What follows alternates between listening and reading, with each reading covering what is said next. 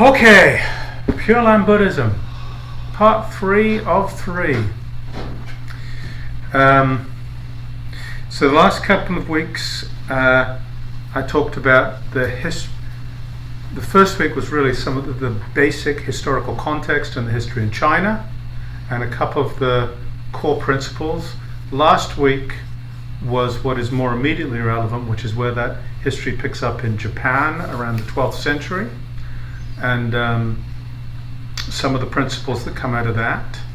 What I want to do today is bring it forward to the present day and do so in a way that shows Pure Land as a living practice and a living religion that is relevant to us, kind of try and have it make sense in the context of what we're all doing here. And that's important, number one, because Pure Land is, I think, but certainly it's the largest sect of Buddhism in the world. So if you want to know about Buddhism, if you think you're a Buddhist, it's kind of important to know at least a little bit about Pure Land. Most Buddhists well, that's not true, because most Buddhists are Pure Land. A lot of other than that, most American Buddhists don't know anything about it, and actually have a lot of misconceptions about it, which is the other reason I think this is important, because we do the way that Buddhism entered this country and the way Buddhism is presented in this country, or presents itself in this country, leads to a lot of misconceptions about Pure Land Buddhism, and leads to kind of a polarization in practice that is anchored on some of the prejudices around the Abrahamic faiths, and particularly the faith element of the Abrahamic faith. So I'm going to spend time playing around with that a little bit as well. That's an important part of what we do here, of what we're going to do tonight, I should say. One of the principles that I have learned over the years to bring to a topic such as this is to recognize when somebody has a strongly held belief or a deeply convicted practice that is different from mine, particularly if they're in a large group of people. There's a lot of smart people doing this. I'm probably not that smart, and there is probably something there I'm missing. So without jumping in both feet and just taking it on faith, learning to try to let go of my judgments, to spot my judgments, to try and let go of them, to open up to really listen, and to be willing to suspend disbelief. In the Pali canon, the last two lines of the Metta Sutta go not taken by views, but consummate and virtuous in vision, having surrendered desire for sensual pleasure, etc. Not taken by views. There's a whole book in the Sutta Nipata, the Attavagga, which is the book of Eight, which is about not holding views, not identifying ourselves, not holding any views of experience or mind or what we read, not holding what we think higher or lower or equal to others. This itself, this practice of suspending disbelief, actually is a core part of our practice. So I invite you to bring that to this, but I also suggest that just that itself is important. I'm going to start with a couple of elements that are outside Pure Land per se, but they point at something that's going to become really important as we move through this. The first is, I'm going to read a koan out of the Mumonkan, the Gateless Barrier. This is my favorite commentary on it, which is by Zenke Shibayama, who was the head of the Rinzai school at one point, and his commentary is just wonderful. The koan collection itself is it's probably the first major koan collection, and it's Chinese in origin. Our patriarch Master Hoen, so this is the Japanese transliteration of the Chinese names, but it was written in Chinese. Our patriarch Master Hoen of Tozan said, Shakyamuni and Maitreya are but his servants. Now tell me, who is he? This is Zen, folks. This is total self-power. This is DIY wake up. Shakyamuni is but his servant. Who is he? Right? Dogen, the founder of Soto Zen, which is the form of Zen most familiar to most of us, he was unsatisfied. Actually, came out of the same Japanese temple that the two guys will talk about in Pure Land came out of, right around the same time. He then, because he was dissatisfied with it all, he went across to China for authentic teacher. He hung out with a guy by the name of Rugen, Rugen will do. And at some point when he was sitting, he had this profound experience. He got up and he ran into the abbot's room and he said, Shinjin Datsurek, which means dropping off body and mind. He'd had this profound experience where he was sitting and body and mind just dropped off. And Ryugen said to him, probably with a little laugh, Datsurak, Datsurak, dropping off, dropping off. Let that experience of dropping off itself drop off. There's a similar phrases in the one of the Sufi traditions. I can't remember them all. It's Terki Dunya, Terki Hesta, Terki something else, Terki Terk. But they mean dropping off self, dropping off this world, dropping off the other world, Terki Terk, dropping off, or drop off, dropping off. Same thing. What's left, folks? Who's doing the dropping off?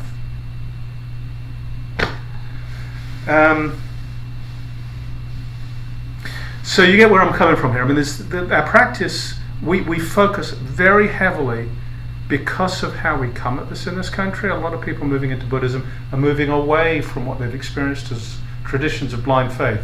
And this started happening in 1893 with the Parliament of the World's Religions, which is when Vivekananda and the Vedanta tradition showed up, and Buddhism showed up there as well. A couple of very influential Buddhist people, and then the Theosophical Society, they showed up there. And what was picked out of the Buddhist teachings were the self-power oriented teachings, because we had enough of this other power oriented stuff. That's what people were attracted to. That's what people went looking for something different, grab. But this is much more complicated. It's much more complicated. So I'm going to talk. There's one other thing I'll talk about before we get into it, which is actually the Bhagavad Gita. I have been studying the Bhagavad Gita recently, which is the core text. It's basically the manual of the Sanatana Dharma, which we call Hinduism, for self-realization. It's the manual of the path to self-realization, and it's an extraordinary text, absolutely aligned with all of the Buddhist teachings and co-evolved. I'm confident. I mean, there's a different discussion about the relationship of that text to Buddhist teachings, but that text, Krishna, who is an avatar of Vishnu, who for purposes of this conversation is God, the big God. So God is there, like Christ, on the battlefield with Arjuna, and is telling him how to practice to wake up. And he says, basically, you can do one of two things. You can either absolutely be devoted to me, love me as God, and know that I am the all, I am the absolute. And if you do that with all your heart, well, you'll wake up. Or you can do the kind of stuff that we all do here. You just sit and examine reality and let it fall apart, and then you'll wake up. You can do either. They both work. In fact, they both end up being the same thing, because I am that thing and that thing is me. So it's much more complicated. Alright, so I'm going to talk about broadly about three different approaches to Pure Land, because it's very diverse. First is China. Pure Land does still exist in China, and in China, as best I can tell, and there are Chinese Pure Land practices in the US. It's not very large in number, but there are Chinese Pure Land practices in the US. The chant there is Namu Amituo Fo, which is the same as Namu Amida Butsu, and it's usually sung, and there are some beautiful tunes. If you go on YouTube, you can find it being sung, and the one I know goes something like this: Namo Amituo Fo, Namo Amituo so on. There's 4 refrains, and then it just repeats, and you just keep on repeating, repeat. And in that tradition, people will march around the room together and they'll chant this. I mean, this is a way of approaching it. There are lots of ways. And then they will sit, and they will chant it silently internally, and then they'll stop. So there's sitting practice. This is a practice. It's a famen. We talked about this before. It is a gate, a Dharma gate. It is not a sect where it's the only thing. It's a gate. So they will sit. And then guess what? Who's chanting?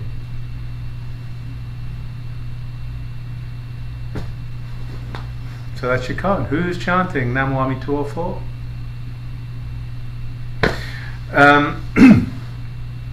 So it's part of a richer array of practices in China. In Japan, there are a lot of schools. The major ones emerged, and the ones I'm aware of emerged around about the same time. We'll talk about the 2 biggest ones, which both came out of Tiandai, or Tendai. Sorry, Tiantai is Chinese. Tendai is the derivative Japanese practice. That had become it's the largest monastery, the largest practice group in Japan at the time, and it had become very esoteric, and a number of practitioners were unsatisfied by it in the late 12th, early 13th century. So that's when people peeled out and founded Rinzai. That's when the Dogon peeled out and founded Soto. Honan, whose dates are 1133 to 1272, he'd had enough of it. He left and he founded the Jodo, what became Jodo Shu, which is one of the Pure Land sects. The practice of Jodo Shu, as it comes down to us today, is just chanting Namu Amida Butsu. But you've got to chant it a lot. Because one of the things we haven't talked about is there are exceptions to the invitation to go to the Pure Land. There are certain offences where even if you chant, you don't go. And if you do chant, you get closer to the centre and you get closer to waking up, the better you are, right? The better your practice is or whatever. And the way this is measured in the Jodo Shu sect is you chant a lot, and you chant with faith. So a lot is millions of times. It's not uncommon for people to spend 6 hours a day chanting, 8 hours a day, just chanting. But if you're just chanting and watching TV, it doesn't count. You've got to be chanting, sincerely counting, and chanting with faith. What does with faith mean? Remember the story. If you are holding Buddha in mind, Amida Buddha in mind, or chanting, or you're doing it properly, you will be reborn in the Pure Land. And that happens because the Buddha, Dharmakara, I think was the name of the Bodhisattva, he made a vow millennia ago, countless millennia ago, to the Buddha at the time, that he would not wake up and create his own Pure Land until he was confident everybody could join him. So he was doing this, practicing Buddhism with a Buddha. The core Buddhist teaching is foundational.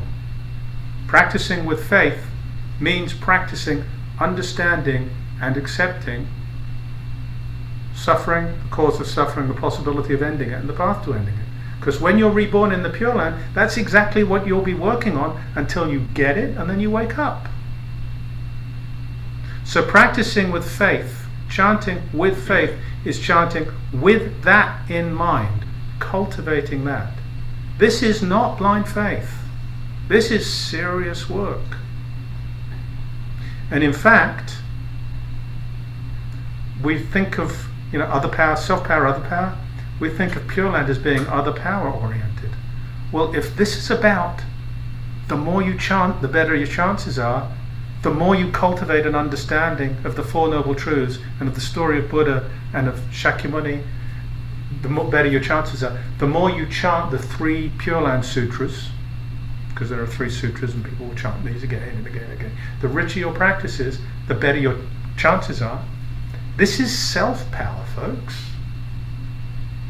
This is DIY Buddhism. I work really hard, this will happen. And I'm working really hard in the direction of cultivating this understanding and therefore supporting, because the the belief is, I missed a piece, the belief is that when Dharmakara felt his vow was fulfilled and then became Amida Buddha and created the Pure Land over which he presides, if you will, at that point he had opened up complete boundless compassion. And so when you're reciting Namo Amida Buddha, Namo Amida Butsu, you're asking for help. And essentially you are asking that boundless infinite compassion. So if faith is in any part what you're doing, you have to know what that is. You have to understand what that is, which means understanding how that was cultivated, which means understanding Dharmakara's practice and the teachings on which it was founded. So there's a lot more in here. There's a lot more in here that it's not visible from the outside.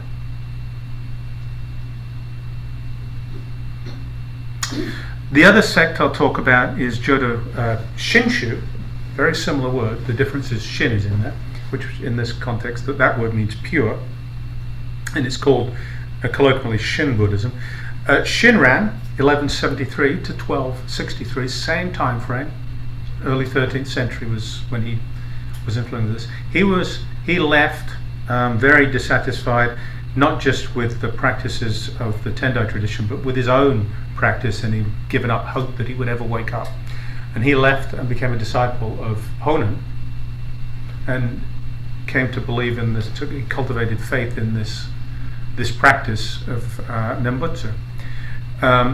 But he ended up taking a different path than Honen, hence the different school. And in his tradition, you only need to chant once. You only need to chant it once, but that requires complete entrustment, is the word, shinjin, pure mind, for it to work. And what is that? Well, it's like what we just talked about, but on steroids. Be there first. Benjamin, there he is. Benjamin's on here. He sent me a link to a talk recently, which was a really lovely talk. And there's a piece in there. There's probably a couple of pieces in there that will come out, but there's one piece in there in particular that I want to bring out, because it really points to a couple of things, but directly at what we're talking about, and at another interesting phenomenon that I want to draw out. This was a lecture by the Reverend Dr. Kenneth Tanaka, who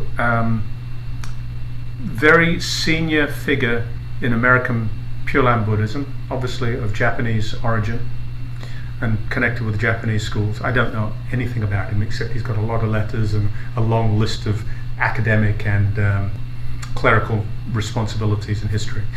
And one of the things he said is he was encouraging American Pure Land Buddhism to return to its roots, if you will, and not to allow itself to continue to propagate some of the shortcuts that had started to show up in Japanese Pure Land, which is over-reliance on other power and no practice of self-power, if you want to use Pure Land terms. So what he said there's a lovely little approach to this, which is in the Zen practice. In the beginning, a mountain is a mountain. I look around the room, I see people, I see cushions, I see computers. In the beginning, this is what it is, just plain and simple. And he said that is just simple belief that chanting Namo Amida Butsu will result in rebirth. Then we get into a practice which is cultivating Shinjin, and a mountain is no longer a mountain. And this is when we start to see the mountain doesn't have its own concrete independent reality. The mountain is made up entirely of non-mountain elements. And the mountain contributes of itself entirely into other non-mountain things. Totally impermanent, totally interconnected. The mountain is no longer a mountain. And he said in the practice of Shin Buddhism, that is well, he didn't use the word deep hearing, but it's the deep hearing is the way I've heard this cultivation described. But it is grokking into dependence, and it is seeing our own human limitations and imperfections.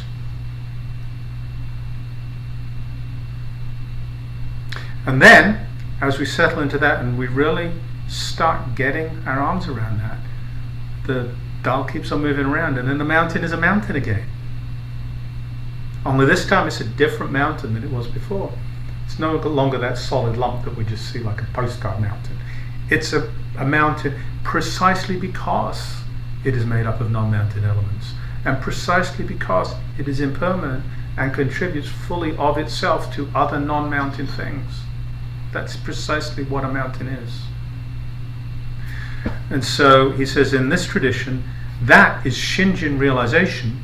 And what that Shinjin realization represents, or actually is, it's two things. It's recognizing, the word he uses is a Japanese word, bombu, which means that I am imperfect, I am flawed, I'm this interdependent, imperfect, flawed being. And that I am embraced by wisdom and compassion. The wisdom and compassion of Amida Buddha. So that wisdom and compassion of Amida Buddha, a Buddha is a Tathagata, doesn't land, is the Dharmakaya.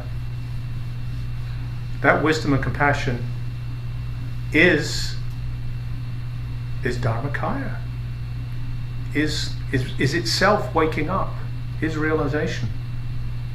So what this is saying is that Shinjin realization is realization of simultaneously being fully in the relative realm, fully in this realm of flawed, failed, imperfect beings, and at the same time being fully in the realm of realization. Sounds kind of Zenish to me. So this is the Shinjin realization. We go on from there to talk about manifesting universal compassion, which is what happens when one wakes up. That's all there is, because it's like my left hand's not going to do anything to hurt my right hand, because it's the same thing. If I am self-realized, I can't do anything to hurt anybody else, because they are my left hand. Quite the opposite. I'm going to see them as my left hand and do everything to help everyone, every animal, everything. Right? So to have this realization is to manifest universal compassion. So this trajectory that Tanaka's talking about is really the same trajectory that we talk about in our Theravadan practice, insight practice, Zen practice, all the Buddhist practices that we're more familiar with.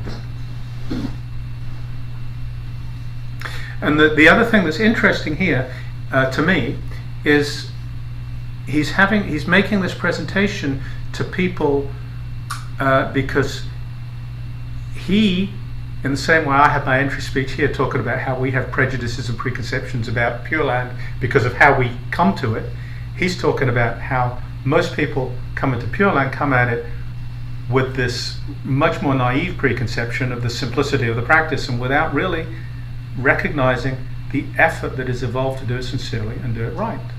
So he's encouraging people who have slipped too far to bring some more effort in, right effort. And this is the history of all religion.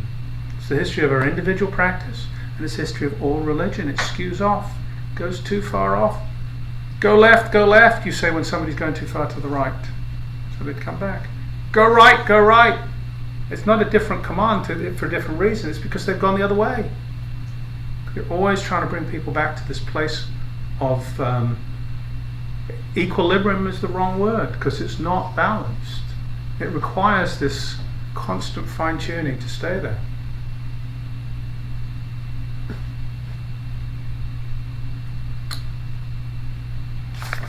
So I'll finish with just a couple of specific things that Shinran said that are interesting and also I think inform the spirit of this practice. He was hanging out way away from the major metropolises, and some of the metropolitan practices were going a little askew. Many people went scurrying off to the wilderness, and they found him and they said, Master Shinran, we're stuck, please help us, Master Shinran.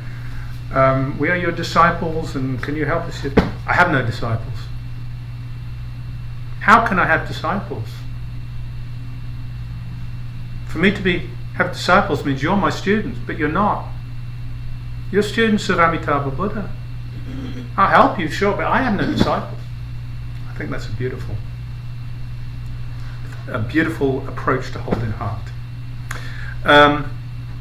He also said, if a good man, pardon the pronoun, I think he used the male pronoun, but we'll say if a good man or a good woman can be born in the Pure Land, how much more so an evil man or woman? Because and the point he's getting at there is, if I think I'm good, means I'm bringing some judgments to bear on my behavior. I'm distinguishing what I'm doing from others, and I'm better than others. No, this is not what the practice is about. Quite the opposite. It's about humility. It's about seeing my own human frailty and flaws,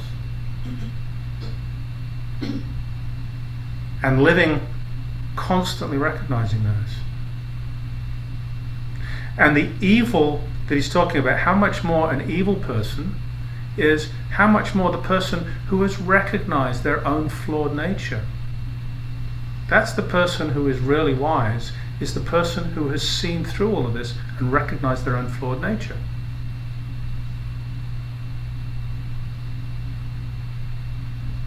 Now, of course, what people can do with that is say, oh, well, good, I'll go around and I'll pull legs off a few spiders and rob a few banks.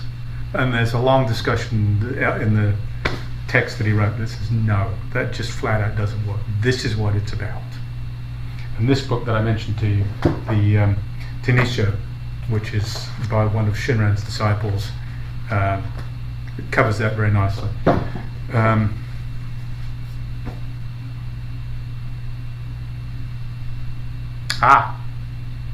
Saying Nembutsu is neither a religious practice nor is it a good act. When hungry, just eat.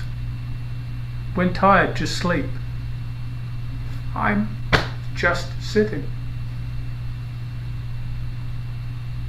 Buddhism is without why, just is. Doesn't mean we don't do it, doesn't mean we don't take it seriously, but once we start sticking labels on it, we start taking it off track. It's back to this Attavaga point of not getting caught on views, not held by views, not taken by views, but virtuous and consummate in vision.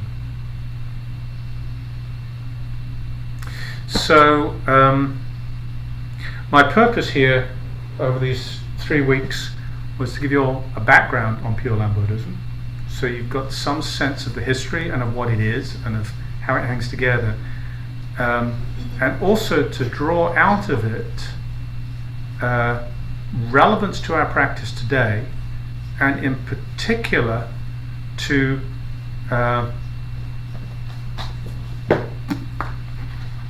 look to this story. Shakyamuni and Maitreya are but his servants. Now tell me, who is he? Because that actually is in the middle of all of our practices. It's to try and bring that a little bit into practice. So I have talked rather